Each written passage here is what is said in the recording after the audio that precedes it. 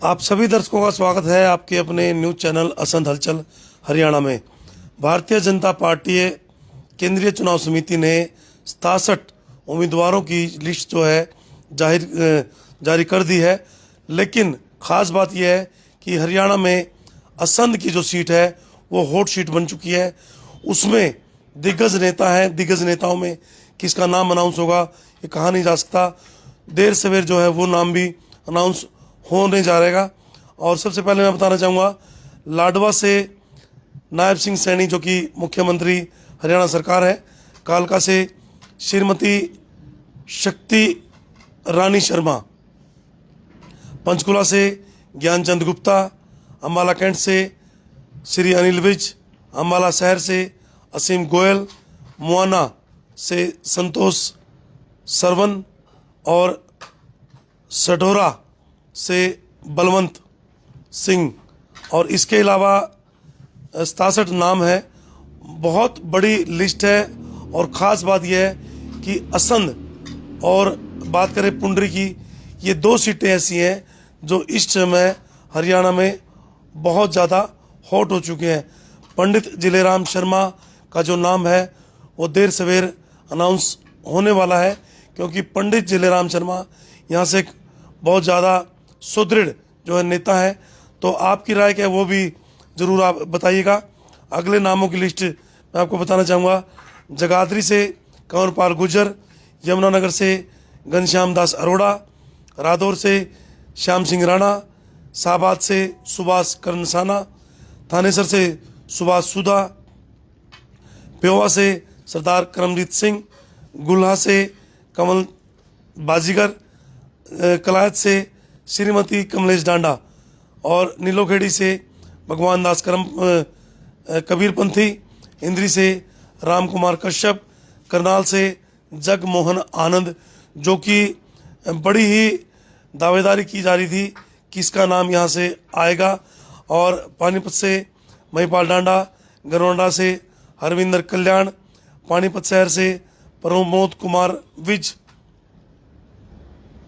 इसराना से कृष्णलाल पवार। फिर बताना चाहूँगा क्या जी, सिर्फ असंध को रोक लिया। हाँ, सिर्फ असंध को जो है होल्ड पर लगा दिया गया है।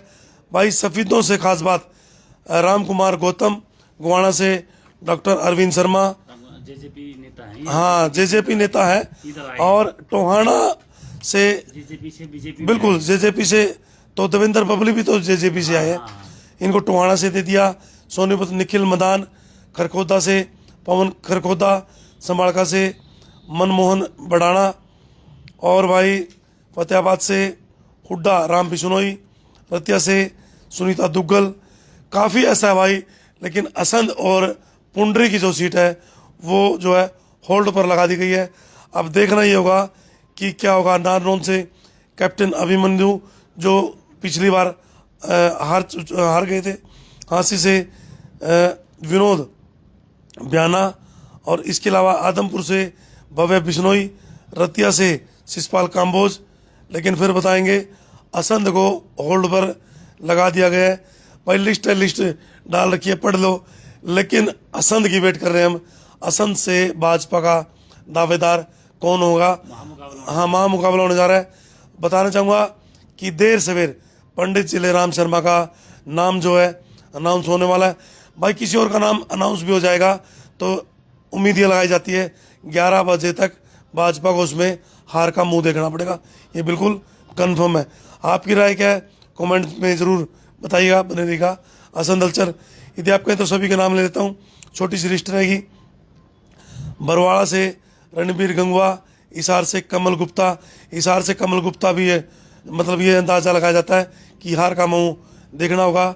नलवा से रणधीर पनिहार, लोहारू जेपी दलाल, बद्रा उमेद पालूबास, दादरी सुनील सांगवान, भिवानी से घनश्याम सराफा, तोसाम से श्रुति चौधरी, बयानी खेड़ा से कपूर वाल्मीकि, कांग्रेस में से आए हैं। हाँ, श्रुति चौधरी भी जो है कांग्रेस है। वहाँ ये कह रहे थे भी दुम उठ रहा है, अब पता नहीं कौन सी एयर कंडीशन की हवा इनको लगेगी।